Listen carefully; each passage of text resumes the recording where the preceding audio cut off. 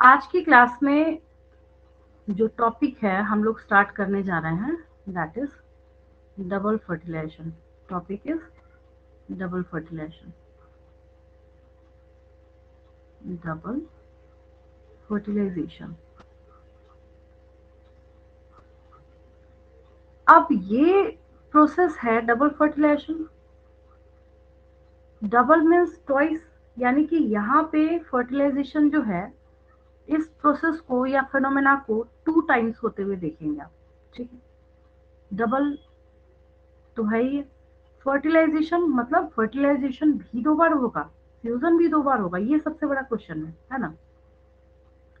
तो एक्चुअली क्या है double fertilisation?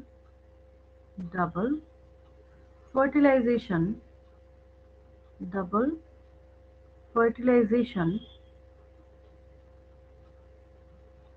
is the aggregation of is the aggregation of two processes. Aggregation of two processes. अब यहाँ पे क्योंकि हम क्या बोल रहे हैं, double fertilisation is the aggregation of 2 processes, that is इसमें से नंबर 1 हो जाएगा सिनगैमी। Number 1 is syngamy. इसके बाद बस मैं समझाऊंगी आपको, ज्यादा नोट पे मेरा ध्यान नहीं है क्योंकि आपको उस तरीके से प्रिपेयर भी नहीं करना है बहुत ज्यादा टाइम वेस्ट करके। Number 1 is syngamy and number 2 is triple fusion. दूसरा क्या है यहाँ पे? ट्रिपल फ्यूजन है। क्या है? ट्रिपल फ्यूजन है ना। Syngamy and triple fusion. ठीक है, अब पहले मैं आपको ये टॉपिक समझा देती हूँ, उसके बाद हम लोग आगे बढ़ेंगे कि क्या लिखना है, कैसे लिखना है, नहीं लिखना है ना। वो भी शॉर्ट में बताऊंगी, बहुत ज्यादा डिटेल में नहीं करूंगी। तो यहाँ पे पहले हम लोग वही देख रहे हैं इस टॉपिक को कि कैसे हमें इसको कंप्लीट करना है ना। यहाँ पे देखिए, इससे हम लोग रफ वर्क करेंगे। बहुत ज़्यादा आपको इस डायग्राम पे फोकस नहीं करना है क्योंकि आपको इससे बेटर आता है। बस मैं अपना टाइम सेव कर दूँ अगर मैं ऑनेस्टली बोलूँ तो। देखिए, सबसे पहले क्या होगा, एक पॉलिन ग्रेन जो है, एक नहीं मतलब कई होते हैं, बोलते बोलते फ्लो में कुछ भी निकल जाता है। देखिए, बहुत सारे पॉलिन ग्रेन्स जो हैं वो लैंड करते हैं। कहाँ लैंड करते हैं? स्टिग्मा पे लैंड करते हैं। कहाँ लैंड करते हैं? स्टिग्मा पे लैंड करते हैं। ठीक है, यहाँ तक तो ठीक है, कोई दिक्कत नहीं। फिर क्या होता है, जब ये पॉलिन ग्रेन स्टिग्मा पे लैंड करते हैं तो ये पॉलिन ट्यूब ग्रो करते हैं। क्या करते हैं? ये पॉलिन ट्यूब को ग्रो करने का काम करते हैं। इसमें से जो मोस्ट कंपैटिबल होता है, जो मोस्ट कंपैटिबल होता है, ऐसा है कि अगर ये पिस्टिल जो है रोज का है और इसके ऊपर अगर आप मैंगो का पॉलिन ग्रेन देख रहे हैं यहाँ पे, तो ये कभी भी पॉलिन ट्यूब बना ही नहीं सकता इसके अंदर। ठीक है, उसकी स्टोरी ओवर है, होगा ही नहीं, इम्पॉसिबल है, वो इनकम्पैटिबल होते हैं। ठीक है, तो जो जिस स्पीशीज का प्लस उसके साथ साथ वो कैसा होना चाहिए, कंपैटिबल होना चाहिए। तो जो मोस्ट कंपैटिबल होगा, जो क्या होगा, मोस्ट कंपैटिबल होगा, वो एंटर कर जाएगा। जहां समझ नहीं आए इंस्टेंटली बीच में उसी टाइम रोक कर पूछ लेंगे मुझे। ठीक है, अब क्या हुआ, कि इसके अंदर एक मेल गेमेट की एंट्री हुई। ये जो पॉलन ट्यूब ग्रो कर रहा है, तो एंट्री किसकी हुई यहाँ पे? मेल गेमेट की। किसकी एंट्री हो रही है यहाँ पे? मेल गेमेट की एंट्री हो रही है, मेल गेमेट की। स्टोरी में ट्विस्ट तब आता है जब ये 1 मेल गेमेट जो है, अब है तो गेमेट, तो प्लॉइड ही तो हैप्लॉइड लेके गया है। ये अंदर जो एंटर किया, जो मैंने यहाँ पे येलो कलर से बना के रखा हुआ है, जब ये एंटर कर गया तो इसकी प्लॉइड ही है हैप्लॉइड। तो हैप्लॉइड है तो आप यहाँ पे मियोसिस नहीं करा सकते। क्या कराना पड़ेगा आपको यहाँ पे? माइटोसिस कराना पड़ेगा। क्या कराना पड़ेगा आपको यहाँ पे? माइटोसिस कराना पड़ेगा। क्या कराना पड़ेगा आपको? माइटोसिस। तो माइटोसिस के थ्रू क्या होता है, ये एक मेल गैमेट जो है वो टू में कन्वर्ट हो जाता है। यानी यहाँ पे एक मेल गैमेट यहाँ बन के तैयार है, एक मेल गैमेट यहाँ बन के तैयार है। यहाँ तक कोई दिक्कत तो नहीं? बिल्कुल क्लियर होगा आपको, है ना? यानी कि आपने क्या किया है, यहाँ पे टू मेल गैमेट्स को बना के रखा है। यहाँ पे क्या किया आपने? टू मेल गैमेट्स को बना के रखा है, स्प्लिट होके टू में कन्वर्ट हो गया। क्या हो गया? ये टू में कन्वर्ट हो गया, 1 और 2। मतलब इसके आगे की कहानी है। कहीं ऐसा ना 1 2 3 सोच लीजिए इसको, ऐसा कुछ नहीं। इसी को मैंने बनाया है, दो आगे जाके स्प्लिट करके बन गया। इसकी स्टोरी मैंने आपको यहाँ पे बनाई है कि कैसे ये 1 से 2 हो गया। फिर क्या होता है, अब ये चले यहाँ से घूमते हुए आगे की तरफ मूव करते करते करते। हाँ, एक और चीज है, एक और इंटरेस्टिंग बात है। आपको अंदर ये दिख रहा है स्ट्रक्चर ऑफ ओव्यूल। क्या दिख रहा है आपको? Structure of ovule. और आपको पता है इस डायग्राम के अकॉर्डिंग इस ओव्यूल का माइक्रोपाइल जो है वो आपको किधर दिख रहा है? राइट साइड में दिख रहा है। कहाँ दिख रहा है आपको? राइट साइड में दिख रहा है। ठीक है, तो जब पॉलन ट्यूब यहाँ बीच में होगा ना, तो ये पहले क्वेश्चन मार्क लेके खड़ा होगा कि कहाँ जाना चाहिए मुझे, लेफ्ट जाना चाहिए, राइट जाना चाहिए। होता क्या है, due to chemotropism, due to chemotropism मतलब कुछ केमिकल्स की वजह से ये पॉलन ट्यूब जिधर को इसको माइक्रोपाइल का साइड है उधर की तरफ ये घूम जाता है, अट्रैक्ट हो जाता है। तो नाम इसको दिया गया केमोट्रोपिज्म। जब आप 10th क्लास में ट्रॉपिक मूवमेंट्स पढ़ रहे थे, वहां पे साफ साफ आपकी बुक में लिखा हुआ था कि movement of pollen tube towards the ovule is the classic example of chemotropism. ठीक है, एक छोटी सी बात थी, इस टॉपिक का नहीं था, आया तो मैंने बता दिया। ठीक है, क्योंकि क्वेश्चन तो ये भी बनता है ना भाई, पॉलन ट्यूब यहाँ पे खड़ा है, किधर जाए? लेफ्ट जाए, राइट जाए, लेफ्ट जाए, राइट जाए। तो जहां इसको माइक्रोपाइल वाला साइट दिखता है उधर की तरफ ये घूम जाता है। ठीक है, फिर क्या होता है, यहाँ पे आपके पास अपर साइड में है। अगर हम इस एम्ब्रियो सैक के स्ट्रक्चर की बात करते हैं, आगे की स्टोरी अब चल रहा है, तो आपको पता है अपर साइड में है 3 एंटीपोडल्स, नजर नहीं आ रहा, ये दूसरा कलर लेती हूँ। बीच में है 2 पोलर न्यूक्लियाई, नीचे है 1 एग प्लस 2 सिनर्जिड्स। राइट, यहाँ तक कोई दिक्कत तो नहीं? ठीक, अब क्या होता है, जो दो मेल गैमेट चल रहा था, जो कौन चल रहा था? दो मेल गैमेट जो आगे की तरफ मूव कर रहे थे, जा रहे थे। तो ये जो 2 मेल गैमेट्स हैं उनमें से एक, 2 मेल गैमेट्स में से एक, 1 जो है, तो 2 यहां से मैं कीमोट्रोपिज्म हटा रही हूँ, आप नोटबुक में नोट कर लिया होगा आपने। ठीक है, क्वेश्चन तो हालांकि कैसे इससे पूछा जाएगा मैं बताऊंगी आपको। अब यहाँ पे क्या होगा, सबसे पहले जब 1 मेल गैमेट फ्यूज करेगा 1 एग के साथ, 1 एग के साथ, ये बात समझ आई? मैं मेल गैमेट तो यहाँ से एंटर किया, पहले कौन मिलेगा इसको? एग सेल, एग मिलेगा इसको पहले, है ना? माइक्रोपाइल के साइड में सबसे पहले कौन मिलेगा इसको? एग मिलेगा, बस सीधी सी बात है। 1 मेल गैमेट जब एग के साथ फ्यूज करेगा तो जो प्रोडक्ट बनेगा दैट इज जाइगोट, ये भी पता है आप। The ploidy of male gamete is haploid, the ploidy of egg is also haploid, so the ploidy of zygote becomes diploid। ये भी क्रिस्टल क्लियर है बिल्कुल। ठीक है, इस प्रोसेस को हम लोग बोलते हैं सिनगैमी। क्या बोलते हैं हम लोग इसको? सिनगैमी। देन क्या प्रोसेस है? Triple fusion. क्या है? Triple fusion. ठीक है,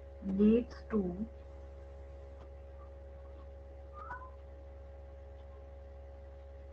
formation of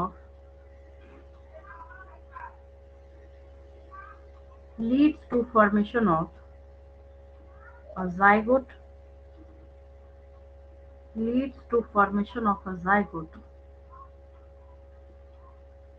and this phenomena this phenomena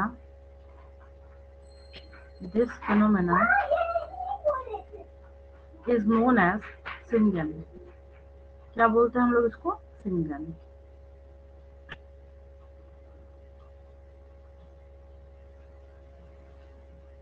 Phenomena is known as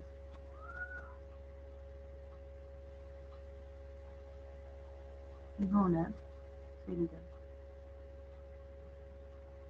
अब इसका उल्टा उल्टा लिखना है। किसका उल्टा? नहीं, मतलब ट्रिपल फ्यूजन जो है वो दूसरे मेल गेमेट के बारे में लिखना है, तो उसका इन्वॉल्वमेंट क्या, कहाँ, कैसे होता है ना, इसी को कॉपी करना है। बस क्या करेंगे, द फ्यूजन ऑफ कैसे करना है देखिए, the fusion of one male gamete with, यहाँ क्या कर देना है,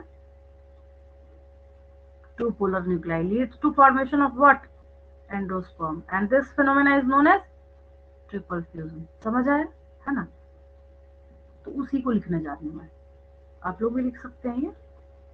next phenomena is triple fusion. Triple fusion,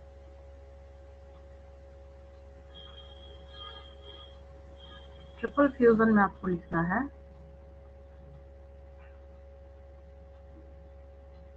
the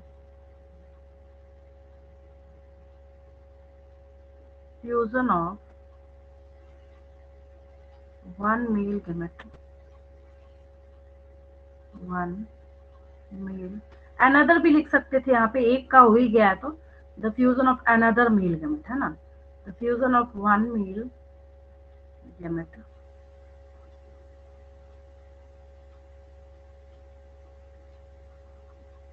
with two polar nuclei, two polar nuclei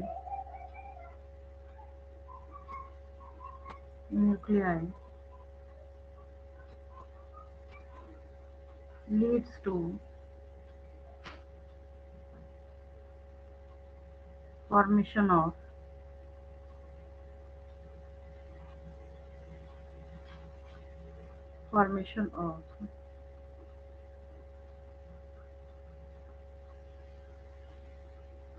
an endosperm,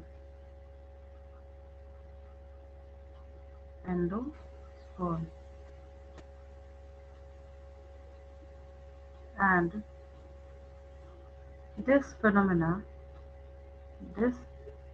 phenomena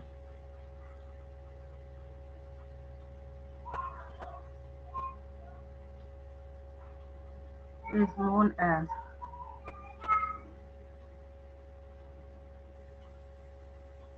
triple fusion. Triple fusion.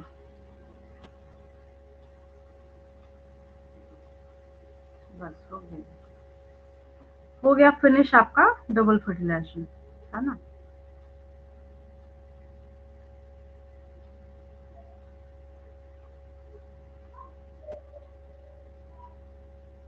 सबसे पहले जब बीच में जो दो पोलर न्यूक्लियाई है, बीच में जो क्या है यहाँ पे, टू पोलर न्यूक्लियाई है ना, तो ये जो पोलर न्यूक्लियाई है, तो जैसे ही एक मेल गेमेट के साथ फर्स्ट ऑफ ऑल सबसे पहले जब फर्टिलाइज करता है, तब हम लोग इसको प्राइमरी एंडोस्पर्म न्यूक्लियस बोलते हैं।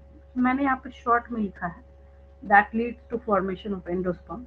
बाद में जो प्राइमरी एंडोस्पर्म न्यूक्लियस है, PEN बोलते हैं इसको, है ना, वो एंडोस्पर्म में कन्वर्ट हो जाता है, ठीक है। और जाइगोट जो है वो, ये जो हमने जाइगोट बनाया ना यहाँ पे सिंगैमी के अंदर, ये जाइगोट है ना, ये जाइगोट फर्दर आगे जाके एम्ब्रियो बनाता है। जाइगोट क्या बनाता है, एम्ब्रियो का फॉर्मेशन करता है। ये क्या था आपके पास प्रोसेस है, डबल फर्टिलाइजेशन का, ठीक। अब देखिए नेक्स्ट हमारे पास एक और इम्पोर्टेंट टॉपिक है।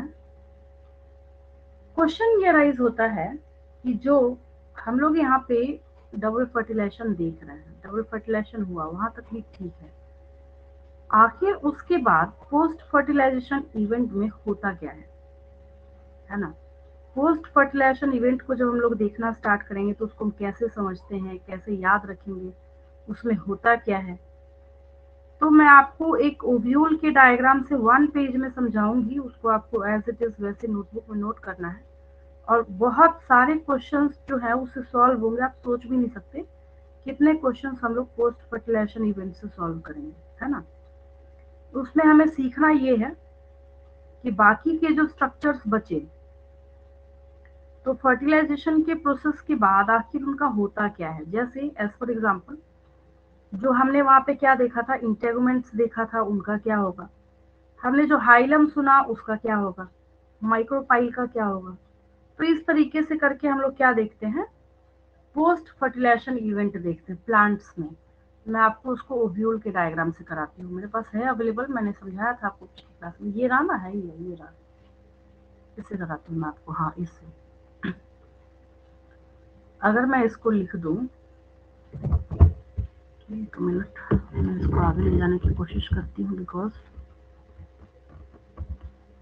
ये ऐसा लगेगा कभी अगर पीडीएफ गया तो मैंने आपको डबल फर्टिलाइजेशन के पहले कराया है, कहीं ऐसी कंफ्यूजन ना आ जाए आपको। तो इससे हम लोग सीखेंगे, या इस डायग्राम से हम लोग सीखेंगे।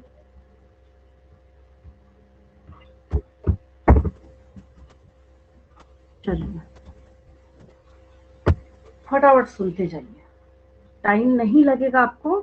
और जो सबसे इम्पोर्टेंट चीज़ है, मैं बहुत फास्ट सारे पोस्ट फर्टिलाइजेशन इवेंट आपको बता दूंगी, ठीक है। सबसे इम्पोर्टेंट बात, पोस्ट फर्टिलाइजेशन की बात कर रहे हैं, मतलब फर्टिलाइजेशन के बाद की स्टोरी क्या है, उसके बाद क्या होगा सबका, है ना। मैं रेड कलर से लिखूंगी पोस्ट, पहले मैं हेडिंग दे देती हूँ यहाँ पे, post fertilisation events in plants. Post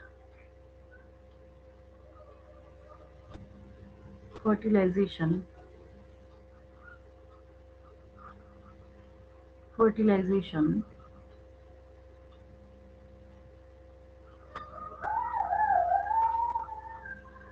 post fertilization events in plants.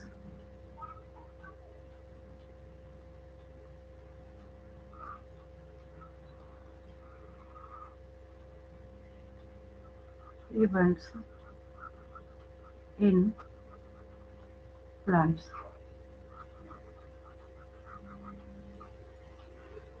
Antipodal cells पता है आपको, ये मैंने आपको डायग्राम कई बार समझा रखा है। और एम्ब्रियो सैक के स्ट्रक्चर की जब हमने बात करी थी तो वहां पे मैंने आपको सिखाया था, embryo sac contains 1, 2 and 3 antipodals, 2 polar nuclei, 1 egg and 2 synergids. याद आ गया। तो हम लोग यहाँ पे इन एंटीपोडल सेल्स के बारे में बात करते हैं। ये एंटीपोडल सेल्स जो है ये डीजेनरेट कर जाते हैं। क्या होगा, एंटीपोडल सेल्स का डीजेनरेट कर जाएंगे, कहाँ जाएंगे, डीजेनरेट करके। एग सेल जब फ्यूज करके जाइगोट बनाएगा आगे जाके, तो जाइगोट जब एम्ब्रियोजेनेसिस के प्रोसेस में लगेगा, तो ये कोई बहुत छोटा मोटा काम नहीं है, इसको बहुत ज्यादा अमाउंट में एनर्जी की रिक्वायरमेंट होती है, जिसके लिए बहुत सारी चीजों को डीजेनरेट करके एनर्जी प्रोवाइड करना पड़ता है। तो एंटीपोडल सेल्स क्या हो जाएंगे, डीजेनरेट कर जाएंगे, ठीक है। इंटेगमेंट्स में जो आउटर इंटेगमेंट है, आउटर इंटेगमेंट है, आपने देखा होगा ना, जो बीज सीड्स जो होते हैं उसमें ना 2 कवरिंग आपको दिखती होगी। एक बाहरी होता है जो थोड़ा थिक होता है, हार्ड होता है, अगर मतलब हार्ड किसी किसी में हुआ तो आउटर इंटेगमेंट जो है वो टेस्टा में कन्वर्ट हो जाता है, उसको टेस्टा नाम देते हैं। नीट का क्वेश्चन है ये, TESTA। That becomes testa, TESTA, ठीक है। तो टेस्टा क्या हो गया? Outer seed coat, outer seed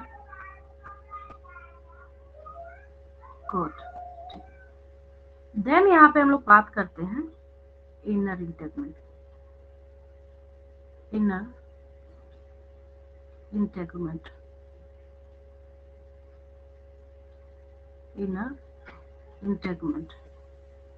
inner integument हो गया यहाँ पे टेगमेन, TEG, जैसे पी वगैरह है ना, मटर वगैरह, उसके जब आप आउटर सीड को हटाते होंगे तो उसके अंदर ना आपको एक और थिन पतली सी कवरिंग आपको दिखती होगी, ठीक है। एक्चुअली क्या होता है, नहीं आपने नोटिस किया होगा तो अभी नोटिस करेंगे, दिख जाएगा आपको। उसको हम लोग टेगमेन बोलते हैं।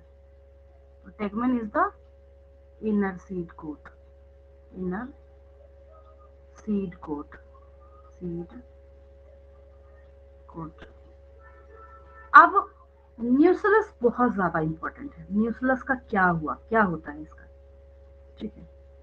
न्यूक्लियस जो है यहाँ पे ऐसे, इसमें दो बातें हैं। न्यूक्लियस जो है इसमें दो बातें होंगी। कौन कौन सी दो बातें होंगी, दोनों सिखाती हूँ मैं आपको। पहली बात, या तो न्यूक्लियस डीजेनरेट हो जाए, डीजेनरेट, अगर ये बचा रह गया, इफ परसिस्ट, अगर ये बचा रह गया तो मैंने आपको सिखा रखा है, तो इसको हम लोग पेरिस्पर्म बोलते हैं,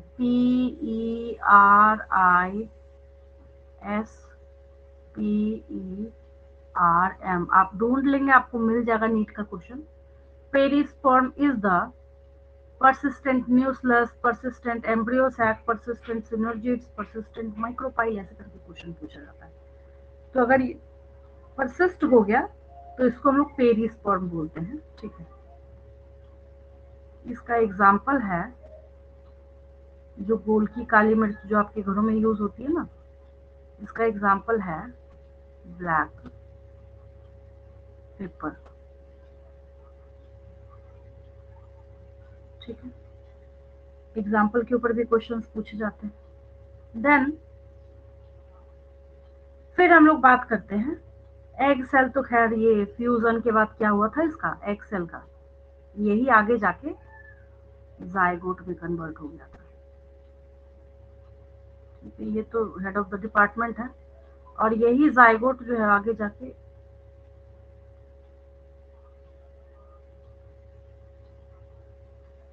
जायगोट है। एक्सेल किस में कन्वर्ट हुआ था, जायगोट में, और जायगोट आगे जाके एम्ब्रियोजेनेसिस करेगा, मतलब ये एम्ब्रियो में कन्वर्ट होगा। सारी ताम झाम तो इसी के लिए है ना, सब कुछ तो इसी के लिए हो रहा है ना। फिर आपने क्या सीखा, कहाँ गया पोलर न्यूक्लियाई, ये रहा सेकेंडरी न्यूक्लियस जिसको बोला जाता है ना, ये। अब ये इनका क्या हुआ, ये तो फ्यूजन के बाद अभी अभी आपने क्या देखा, क्या बनाया इसने, एंडोस्पर्म बनाया। क्या बनाया इसने, एंडोस्पर्म बनाया, एंडोस्पर्म बनाया इसने। थोड़ा इधर से लिख देती हूँ, एंडोस्पर्म, ठीक है। हाइलम की बात करते हैं हम लोग। जैसे आपने देखा होगा ना यहाँ पे, ऐसे आपने देखा होगा यहाँ पे होता क्या है इसमें, जैसे मटर है, ये पी है, तो आप जब इसको तोड़ेंगे, यहाँ से आपने तोड़ा, तो जहां पे आपने तोड़ा है उस डिटैचमेंट पॉइंट पे एक निशान होता है ना, क्या है वो, that joining point is the hilum. तो जब आप उसको तोड़ते हैं यहाँ पे, दैट इज हाइलम, ठीक है। और फ्यूनिकल जो है ये, तो ये तो स्टॉक ऑफ सीड है ना, फ्यूनिकुलस, और funicle is the stock stock of seed. दिख ही रहा है आपको, इसका स्टॉक है ना। अब मे बी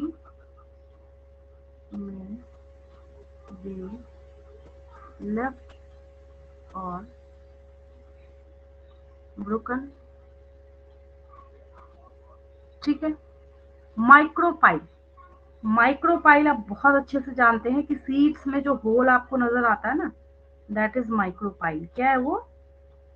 सीड्स में जो होल दिखता है ना आपको, होल इन सीड,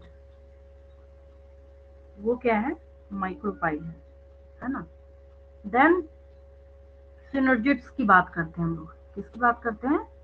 सिनर्जिड्स की। ये क्या करता है? ये डीजेनरेट कर जाता है। इस टॉपिक को हल्के में नहीं लेना, आप ढूंढिए, आपको बहुत सारे क्वेश्चंस मिल जाएंगे इसके रिगार्डिंग।